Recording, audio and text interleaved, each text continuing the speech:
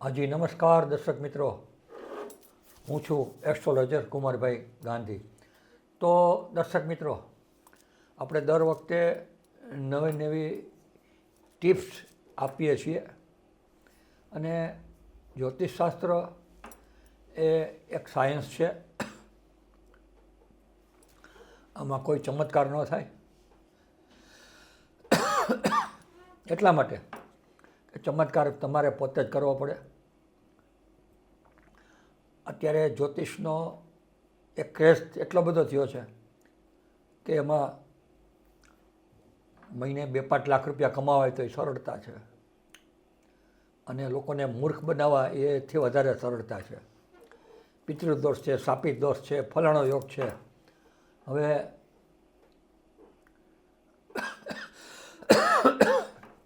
જીવનની અંદર સમય અને ગ્રહોની ચાલ એ તમારે જો તમને વ્યવસ્થિત માર્ગદર્શન આપવામાં આવે તો તમે જરૂરથી આ શાસ્ત્રનો ખૂબ જ સારી રીતે ઉપયોગ કરી શકો છો. પણ જો તમને તમારા મગજમાં એવું ઠસાવવામાં આવે કે તમને પિતૃદોષ છે, તમને પ્રેત દોષ છે, તમને શાપિત દોષ છે, તમને અંગારક યોગ છે, તો તમારા બધા જ ગ્રહો સારા હોવા છતાં પણ બગડી જશે. કારણ કે તમારા મગજની અંદર એક નેગેટિવ વાઇબ્રેશન આવી ગયા. હવે તમને આ વાત બહુ સમજવા જેવી છે, ઘણા લોકોને નહીં સમજાય, એમાં તમારો દોષ નથી.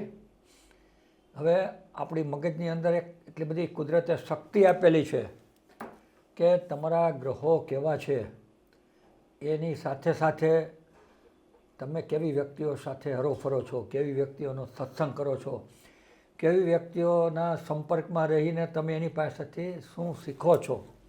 આ એક જિંદગીનું મહત્ત્વનું પાસું છે.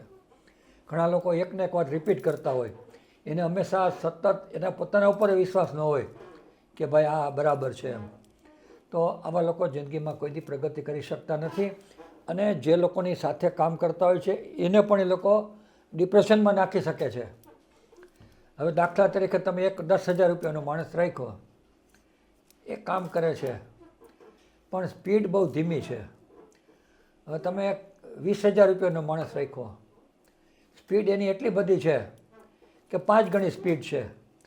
તો એ 5 માણસ જેટલું કામ કરે છે તો તમે હિસાબ કરશો તો 10,000નો માણસ છે એના કરતાં તમને 20,000નો માણસ છે એ સસ્તો પડશે.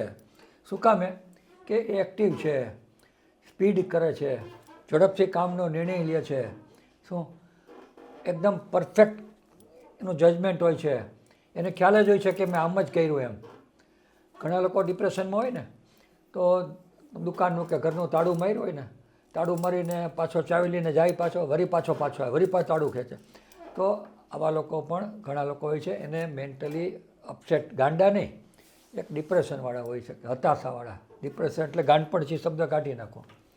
તો મિત્રો, આપની કોઈ પણ જાતની સમસ્યા હોય તો ચોક્કસ આપ મારી સાથે સંપર્ક કરી શકો છો અને એપોઇન્ટમેન્ટ લઈ અને આપના જન્માક્ષર બતાવવા માટે આપ આવી શકો છો, અથવા તો ફોન દ્વારા પણ આપ માર્ગદર્શન મેળવી શકો છો.